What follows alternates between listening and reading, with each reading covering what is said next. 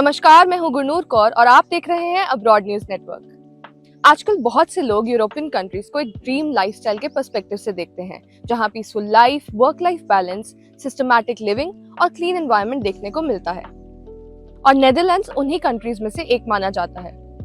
ये वो कंट्री है जहां लॉन्ग टर्म लाइफ बिल्ड करना और स्टेबिलिटी के पर्सपेक्टिव से जाना ज्यादा सूटेबल माना जाता है, और उन कंट्रीज से काफी डिफरेंट जहां फाइनेंशियल ग्रोथ और सेविंग्स के पर्पज से लोग जाते हैं।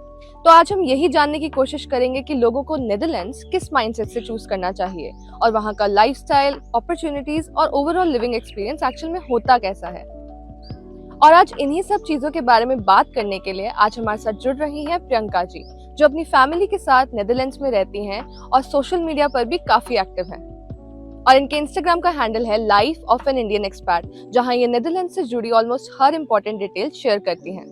चाहे बात हो किड्स की स्कूलिंग और लाइफस्टाइल की, वीजाज और टैक्सेस को समझने की, डेली ट्रांसपोर्टेशन और एक्सपेंसेस की, या फिर वीकेंड ट्रिप्स, इनके कंटेंट में नेदरलैंड्स की एक रियल और प्रैक्टिकल साइड देखने को मिलती है। तो चलिए बात करते हैं प्रियंका जी से और जानते हैं उन्हीं से कि एज एन इंडियन नेदरलैंड्स में रहने का उनका अब तक का एक्सपीरियंस कैसा है। नमस्कार प्रियंका, एएनएन में आपका बहुत बहुत स्वागत है। हम अपने व्यूअर्स को बताना चाहेंगे कि आज हमारे साथ प्रियंका जुड़ रही हैं जो नेदरलैंड्स में रह रही हैं। नमस्ते। पहले तो बहुत बहुत धन्यवाद एएनएन का कि उन्होंने मुझे इनवाइट किया इस पॉडकास्ट के लिए। और मैं अपनी पूरी कोशिश करूंगी कि मैं अपने व्यूअर्स के सारे क्वेश्चंस के आंसर्स जो हैं वो दे सकूं और काफ़ी क्लियरली दे सकूं। और नाउ लेट्स स्टार्ट। प्रियंका, हम आपसे जानना चाहेंगे कि आप नेदरलैंड्स वर्क वीजा पे गए थे या फिर स्टडी वीजा पे? ओके, वेल मेरी एंट्री नेदरलैंड्स में ना तो वर्क वीज़ा से हुई और ना ही स्टडी वीज़ा से। यूरोप में मेरी एंट्री जो है स्टडी वीज़ा से हुई थी। मैंने अपनी मास्टर्स जर्मनी में की है। तो जब मैं पहली बार यूरोप में आई थी तो I was on study visa, but right now मैं नेदरलैंड्स में जो आई हूँ वो मैं डिपेंडेंट वीज़ा पे आई हूँ। मेरे husband he got a job here और फिर उनके साथ पूरी family, me, my kids, we all came together. अगर आपको नेदरलैंड्स या यूरोप में कहीं भी स्टडी वीज़ा पे आना है, आपको जो है यूनिवर्सिटीज़ में अप्लाई करना पड़ेगा जो भी आप कोर्स करना चाहते हो। यूनिवर्सिटीज़ में हर तरीके के कोर्सेज हैं, लाइक लोकल लैंग्वेज में भी कोर्सेज हैं, इंग्लिश लैंग्वेज में भी कोर्सेज हैं। अगर लोकल लैंग्वेज में कोर्स हैं तो एक रिक्वायरमेंट और बढ़ जाती है इनकी लैंग्वेज की। अगर इंग्लिश लैंग्वेज में कोर्स है तो वो आपसे फिर आपका आइल्स स्कोर या टॉफल स्कोर मांगते हैं। अगर आप वर्क वीज़ा पे आते हो तो आपको ऑब्वियसली इनके बहुत सारे वेबसाइट्स हैं, बहुत सारे पोर्टल्स हैं जहाँ पे आप अप्लाई कर सकते हो जॉब्स के लिए। और अगर कंपनी आपको स्पॉन्सर करने के लिए रेडी है तो वर्क वीज़ा पे भी आना इट्स नॉट टफ, बट हाँ जॉब होनी चाहिए आपके पास। और भी वीज़ाज हैं like orientation visa, language visa, asylum seekers भी आते हैं। There are other ways also, but हाँ these two are the most safest way, work visa और स्टडी वीज़ा। प्रियंका, क्या आप हमारे व्यूअर्स को ये बता सकते हैं कि नेदरलैंड्स में लाइफस्टाइल कैसा है और डेली लाइफ की कौन सी ऐसी चीज है जो आपको सबसे इंटरेस्टिंग लगती है? कंफर्ट की अगर आप बात करोगे तो it depends on person to person. आपकी चॉइसेस क्या है लाइफ में, आपकी एक्सपेक्टेशंस क्या है, इंडिया में आपका कैसा लाइफस्टाइल था। अगर आप मतलब सबकी जर्नी इंडिया में अलग है तो डिपेंड करता है। अगर कोई जो है अपर मिडिल क्लास या हायर क्लास से है तो मे बी उसको यहाँ की लाइफस्टाइल कंफर्टेबल ना लगे, बिकॉज इंडिया में हमको सब चीज़ों की हेल्प मिल जाती है। कोई भी काम कराना, आपको क्लीनिंग करानी हो, वाइट वॉश कराना हो, अपनी घर में कोई छोटी मोटी रिपेयर हो, आपको अपना व्हीकल रिपेयर कराना हो, टायर चेंज करना हो, आपको सब चीज़ों की हेल्प मिलेगी। यहाँ पे आपको अपना सारा काम खुद करना पड़ता है। बट अगर आप वैसे लाइफस्टाइल बोलो कि घर में सब कुछ है नहीं है, या घर में आपको सब कुछ मिलेगा, इवन अ पर्सन जो बहुत ही लाइक सुपरमार्केट में काम कर रहा है फॉर एग्जांपल, उसके पास भी वो सब कुछ होगा जो एक इंजीनियर के पास होगा, जो एक डॉक्टर के पास होगा। तो या it depends, for me it's okay. Second question था आपका कि मुझे क्या चीज़ यहाँ की सबसे अच्छी लगती है। तो जैसे मैंने आपको पहले बोला कि वेरी लेस डिस्पैरिटी इन इनकम, तो इक्वालिटी और करप्शन थोड़ा लेस है, पोल्यूशन नहीं है, ये सब चीज़ें मुझे यहाँ की बहुत अच्छी। प्रियंका, इंडिया में आपकी लाइफ पहले कैसे चल रही थी और क्या वो रीजन था जो आपने नेदरलैंड्स मूव होने का डिसाइड किया? वेल ये क्वेश्चन मेरे लिए थोड़ा सा कॉम्प्लिकेटेड नहीं बोलूँगी, बट मैं इसका आंसर डिफरेंट तरीके से करूँगी, बिकॉज मुझे इंडिया को छोड़े हुए काफ़ी टाइम हो गया है। 2012 में मैंने इंडिया छोड़ दिया था, तो it's almost 14 years now. But ऐसा नहीं है कि मैं इंडिया के टच में नहीं हूँ, मेरी फैमिली इंडिया रहती है। फैमिली का मतलब पूरी फैमिली इंडिया रहती है, केवल हम ही लोग बाहर हैं। तो मैं इस क्वेश्चन का आंसर दे सकती हूँ कि क्या डिफरेंस है इंडिया और नेदरलैंड्स में। वेल इंडिया में आपको भीड़ दिखेगी, यहाँ बहुत ज़्यादा शांति है। इंडिया में अपनापन है, यहाँ वो थोड़ा सा लैक होता है। आप चीज़ें मिस करते हो, फेस्टिवल्स हो गए, खाना पीना हो गया, बॉन्डिंग हो गई। जो एक बॉन्डिंग रहती है हमारी, हमारे पड़ोस में कौन रह रहा है, हमारी फैमिली में क्या हो रहा है, तो वो सब चीज़ें आप थोड़ा सा मिस करते हो। वैसे तो ये भी पर्सन टू पर्सन है, कुछ लोग को ये सब चीज़ें नहीं अच्छी लगती हैं, तो दे विल एंजॉय है। और आप अपने रूट से थोड़ा सा डिटैच्ड हो जाते हो। स्पेशली ये चीज़ें आपको अपनी फैमिली के लिए ज़्यादा बॉदर करती है, अपने बच्चों के लिए, कि वो ये सब चीज़ें सीख पा रहे हैं या नहीं सीख पा रहे हैं, जैसे हम लोग पले बड़े हैं। बट अगर आप यंग हो, पढ़ने आ रहे हो, अभी आपकी शादी नहीं हुई है, तो I think it's a very good experience. आपको नई कंट्री के बारे में जानने को मिलेगा। तो या और सेकंड क्वेश्चन था आपका कि मैं यहाँ क्यों शिफ्ट हुई। वेल हम लोग दुबई में रह रहे थे, एवरीथिंग वाज गुड, बट वहाँ पे लाइफ स्टेबल नहीं है। तो हमें लगा कि we should go to a place जहाँ पे हम अपनी लाइफ लॉन्ग टर्म तक, लॉन्ग टाइम तक हम कर सकते हैं। बच्चों की एजुकेशन अच्छी हो, सब चीज़ें सोच के हमने बहुत सारी कंट्रीज देखी। We look for Canada, we look for Australia, US, and then at the end we decided to come to Europe because it's very near to India. Connectivity अच्छी है इंडिया से, 8 आवर्स की डायरेक्ट फ़्लाइट है, और यहाँ पे आने के लिए आपको PR अप्लाई नहीं करना पड़ता। आपको जो है, आपका ऐसा नहीं है कि आपका एक पूल है, उसमें आपको अपनी प्रोफाइल डालनी है, आपको सब कुछ करना है, फिर अगर आपके पॉइंट्स इतने हो गए तभी आप आ सकते हो। मतलब यहाँ पे ऐसा कोई क्राइटेरिया नहीं है, इट्स वेरी सिंपल। जॉब मिली, आ जाओ। यूनिवर्सिटी में एडमिशन मिला, आ जाओ। आपका अगर हस्बैंड यहाँ रह रहा है या वाइफ यहाँ रह रहा है, आप डिपेंडेंट वीज़ा पे, you can come. The process is very easy to come है।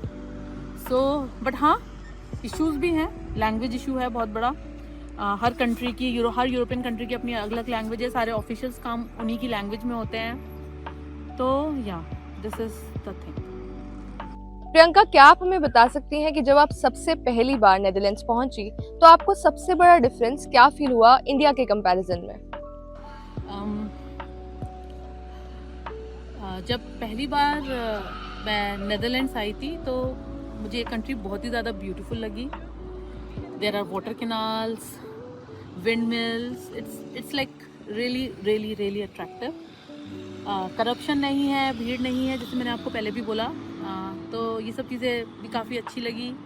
प्रोसेस इजी है, क्लियर है, इजी है। तो पेपर वर्क्स लगता है कि हाँ बहुत सारे पेपर वर्क्स हैं और सब कुछ है, but whatever is written on their website आपको वही फॉलो करना है। कुछ भी आपको नई चीज़ कहीं और से या कैसे भी नहीं पता लगेगी। तो प्रोसेस बहुत क्लियर है, लॉन्ग है बट क्लियर है। तो ये सब चीज़ें थी जो नेदरलैंड में पहुँच के मुझे अच्छी लगी। और सबसे अच्छा, people here they exercise a lot. आपको यहाँ पे हमेशा लोग रनिंग करते हुए, पार्क में एक्सरसाइज करते हुए, साइकिलिंग करते हुए दिखेंगे। सो या दिस थिंग या वेरी नाइस। तो प्रियंका, अब आप वहाँ क्या काम करते हो और महीने की इनकम रफली कितनी हो जाती है? कुछ सेविंग्स हो पाते हैं या नहीं? वेल अभी तो आई एम नॉट वर्किंग। मैंने लास्ट मंथ ही मार्च में due to some personal reason अपनी जॉब से रिज़ाइन किया है। I am in a health sector. मेरे जो हस्बैंड हैं, he is in oil and gas engineer, so it's good. I just took a break for few months to work on myself. Income की बात है तो मैंने आपको बोला, इनकम में डिस्पैरिटी नहीं है, तो इट डजेंट मैटर आप किस पोजीशन पे आए हो, किस सेक्टर में हो, क्या हो। आप सैलरीज में इतना डिफरेंस नहीं है यहाँ पे लोगों के। हाँ, सेविंग्स है, इंडियन मेंटालिटी होती है सेव करने की, तो आई विल से कि हाँ वो थोड़ा सा डिफ़िकल्ट है यहाँ पे सेविंग्स का, बिकॉज टैक्सेस बहुत हाई हैं, और टैक्सेस के अलावा आपको हेल्थ इंश्योरेंस भी खुद पे करना पड़ता है। फिर पिछले 3-4 साल में थोड़ा सा ये कंट्री और ज़्यादा एक्सपेंसिव हुई है, रेंट बहुत ज़्यादा है हाउसेस का। तो हाँ, सेविंग्स के लिए मैं बोलूँगी कि इट्स लिटिल टफ। लेकिन अगर आप यहाँ पे ये सोच के आ रहे हो कि आप पैसे सेव कर लोगे और 3-4 साल में 5 साल में you will go back, then it's not a good idea to come here. यहाँ आने का तभी बेनिफिट है जब यहाँ पे आप लॉन्ग टर्म रहते हो। जो यहाँ के जो फ्री बेनिफिट्स है, फ्री बेनिफिट्स में बेसिकली क्या है, आपकी फैमिली के लिए बेनिफिट्स मिलते हैं। आपके बच्चे फ्री एजुकेशन लेते हैं, आपके बच्चों का मेडिकल फ्री है, और आपको गवर्नमेंट की तरफ से हेल्प भी मिलती है। और अदर यूरोपियन कंट्रीज़ में ज़्यादा हेल्प मिलती है as compare to Netherland, but Netherlands में भी आपको गवर्नमेंट की तरफ से बच्चों के लिए बहुत ज़्यादा हेल्प मिलती है। तो फैमिली के लिए बहुत अच्छा है।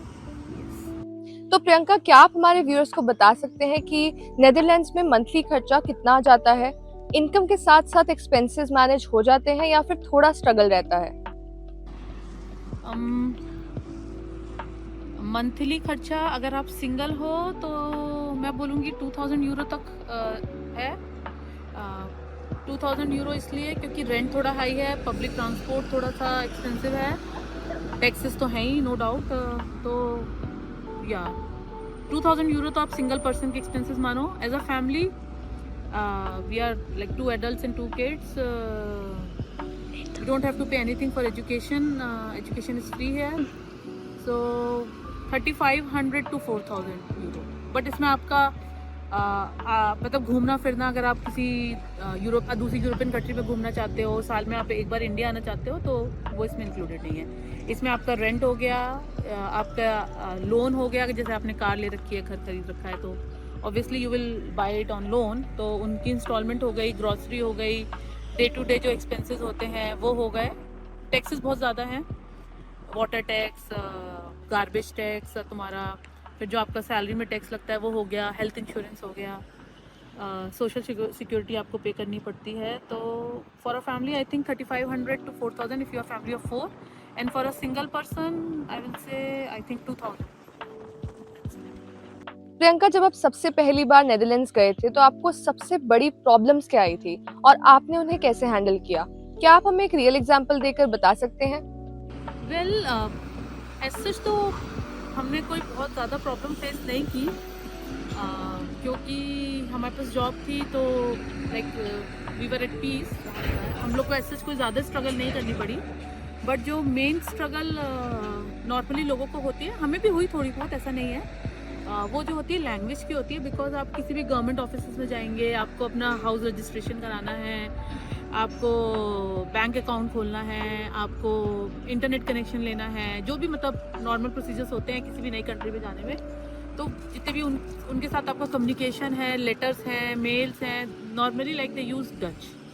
सो yeah language is the biggest issue, वही लोगों को प्रॉब्लम करता है। और जो है, आप मुझसे पूछो कि अगर मैं अपना आपको एक रियल लाइफ एग्जांपल बताऊं, तो या सेम गवर्नमेंट ऑफिस में जब हम लोग अपने हाउस रजिस्ट्रेशन के लिए गए थे, एडमिशन के लिए गए थे, जब मैं अपने बच्चों के लिए, I think that was the toughest part.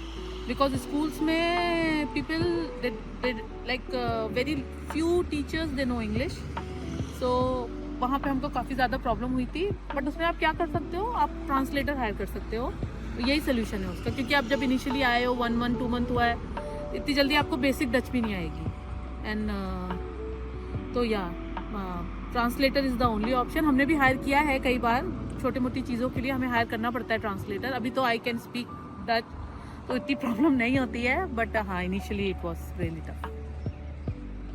Priyanka, better life के लिए आपको क्या क्या सैक्रिफाइस करना पड़ा? फैमिली, कंफर्ट या कुछ और? Better life it depends. I think ये गलत क्वेश्चन पूछा आपने। बट यहाँ रहने के लिए क्या क्या सेक्रीफाइस किया, तो मैं बोलूँगी कि फैमिली को सेक्रीफाइस किया। बहुत बार पिछले 3 साल हो गए हमको नेदरलैंड से, बहुत बार ऐसा हुआ कि हमारी ज़रूरत थी इंडिया में, हम टाइम से वहाँ नहीं पहुँच पाए, या हमें यहाँ पे हमारी फैमिली की ज़रूरत थी, हमारी फैमिली को हेल्प नहीं कर पाई। तो जब ऐसी कोई सर्कमस्टेंसेस आ जाते हैं, तो या इट्स बहुत ही ज़्यादा डिफिकल्ट हो जाता है यहाँ पे, क्योंकि आपको समझ भी नहीं आता आप कैसे मैनेज करोगे अकेले। आपके पास कोई सपोर्ट सिस्टम नहीं है। इंडियन कम्युनिटी है, बट कंपैरेटिवली दूसरी कंट्रीज़ की तरह कनाडा, यूएस, गल्फ उतनी बड़ी यहाँ पे इंडियन कम्युनिटी नहीं है।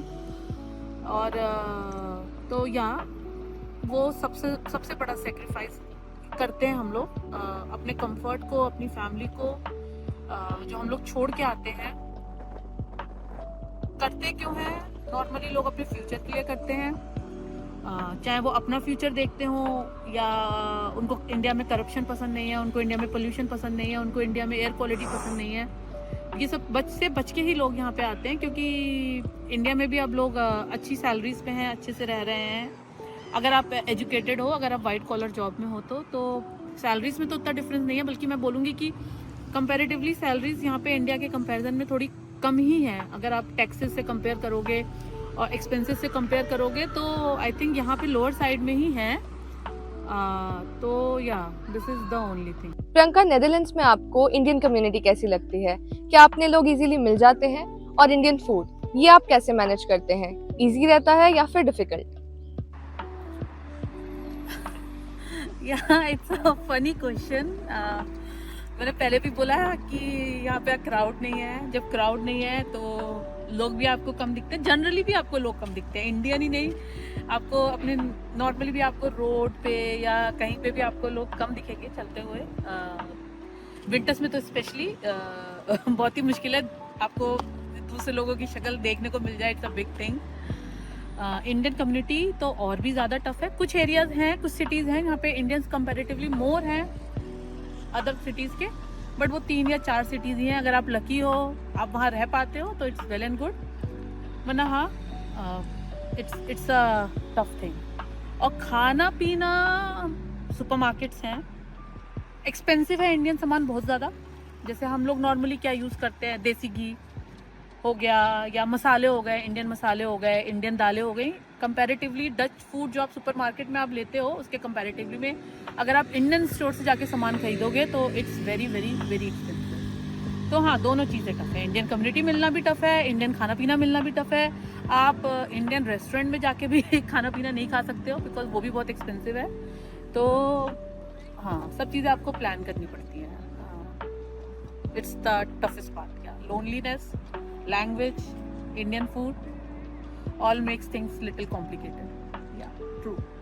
प्रियंका, अब आपसे एक बड़ा सवाल। जो लोग कनाडा, ऑस्ट्रेलिया और यूएस जाने का सपना देखते हैं लेकिन पैसे की तंगी की वजह से नहीं जा पाते, क्या नेदरलैंड्स उनके लिए एक ड्रीम डेस्टिनेशन बन सकता है? या डेफिनेटली बना सकते हैं। अगर आप के पास ऑप्शन नहीं है कनाडा, ऑस्ट्रेलिया, यूएस जाने का, यूके जाने का, तो या Europe is one of the best option. क्योंकि वैसे तो हर यूरोपियन कंट्रीज़ के अपने अलग रूल्स हैं। अगर आपको नेशनैलिटी चेंज करनी है, पासपोर्ट लेना है यूरोपियन कंट्री का, हर कंट्री का अपना अलग टाइमलाइन है। कहीं पे 3 इयर्स है, कहीं पे 5 इयर्स है, कहीं पे 7 इयर्स है, कहीं पे 10 इयर्स तक है। तो वो सब चीज़ें तो आपको खुद ही डिसाइड करनी पड़ेगी। नेदरलैंड्स में 5 इयर्स है। अगर आपको यहाँ का पासपोर्ट लेना है, यहाँ की नेशनैलिटी लेनी है और यहाँ पे लॉन्ग टर्म आपको सेटल होना है, मैंने पहले भी बोला यहाँ पे आना भी इजी है। अगर आपको यूनिवर्सिटी में एडमिशन मिल गया या आपको जॉब मिल गई तो it's the pathway is very easy, very straight. आपको पहले से ऐसा नहीं है कि आपके पास कुछ वीज़ा होना चाहिए, पीआर होना चाहिए तभी आप यूनिवर्सिटीज़ में अप्लाई कर सकते हो या तभी आप जो है जॉब के लिए अप्लाई कर सकते हो। यहाँ पे ऐसा नहीं है। तो हाँ है, बट हाँ आपको ये डिसाइड करना है कि आप यहाँ क्यों आना चाहते हो।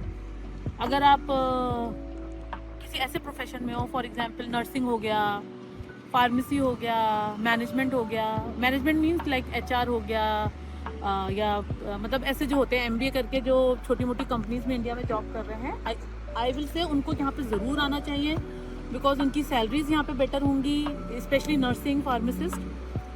उनके लिए तो ये like this place is very nice. But अगर आप ऑलरेडी इंडिया में सेटल्ड हो, आपका अच्छा पैकेज है, यू आर अर्निंग 40-50 लाख का पैकेज है आपके पास इंडिया में, तो then you have to think कि आप यहाँ क्यों आ रहे हो। अगर आप केवल इसलिए आ रहे हो क्योंकि आपको इंडिया में करप्शन दिखता है, आपको इंडिया के सिस्टम से प्रॉब्लम है, तो हाँ यहाँ का सिस्टम इजी है, बट फिर यहाँ पे लोनलीनेस है और यहाँ पे आप अपने रूट्स को मिस करोगे, अपने कल्चर को मिस करोगे। तो ये है। But again back to your question, is it easy और नॉट?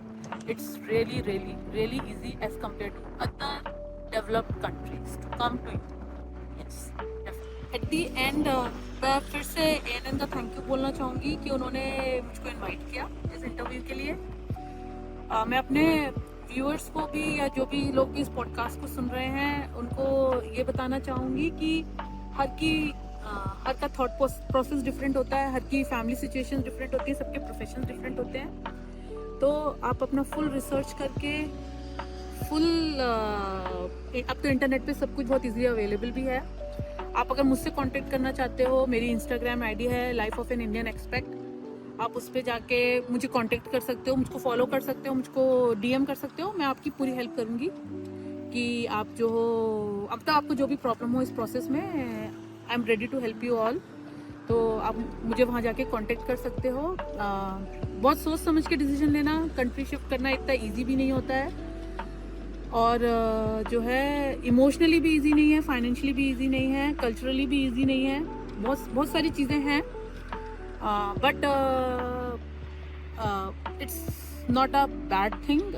एक चांस देना बहुत ज़रूरी है। अगर आप रियली चाहते हो कि आप अब्रॉड शिफ्ट हो, तो आई थिंक यूरोप को एक चांस देना बनता है, because it's a lovely country, it's a beautiful country, people are so good.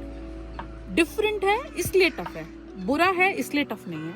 और आप उस डिफरेंस को अगर आप ओवरकम कर जाते हो, then like it's one of the best thing. अगर आप यहाँ आके चीज़ें मिस करते हो और आपको अपने लोगों की, अपनी कंट्री की याद आती है, तो yeah then it's little tough. I want to say best of luck to all the people who really want to come here, and please feel free to contact me अगर आपको कोई भी इंफॉर्मेशन चाहिए। Thank you so much, bye bye, and thank you ANN once again. Priyanka ji, आपका बहुत बहुत धन्यवाद हमारे साथ जुड़ने के लिए और हमें अपना वैल्यूएबल टाइम देने के लिए। हमें उम्मीद है कि हमारे दर्शकों को इस बातचीत से नेदरलैंड्स के ओवरऑल लिविंग एक्सपीरियंस को लेकर काफी क्लियर अंडरस्टैंडिंग मिली होगी, खासकर उन लोगों को जो वहां सेटल होने के बारे में सोच रहे हैं। तो अगर आपको ये वीडियो पसंद आई हो, हमें फॉलो जरूर करें। साथ ही हमें कमेंट्स में ये भी बताएं कि आप नेक्स्ट किस फॉरेन कंट्री की लाइफस्टाइल और अपॉर्चुनिटीज के बारे में जानना चाहते हैं। और अगर आपके मन में अभी भी कोई सवाल है जो इस इंटरव्यू में कवर नहीं हो पाए, तो हमें वो भी कमेंट करके बताएं। हम आपके सवाल प्रियंका जी तक जरूर पहुंच जाएंगे और उनके जवाब भी आप तक लेकर आएंगे, ताकि आपके मन में कोई भी डाउट रह ना जाए। वीडियोस को लाइक और शेयर करते रहिए। मिलते हैं ऐसी ही और इंसाइटफुल कॉन्वर्सेशंस के साथ। धन्यवाद।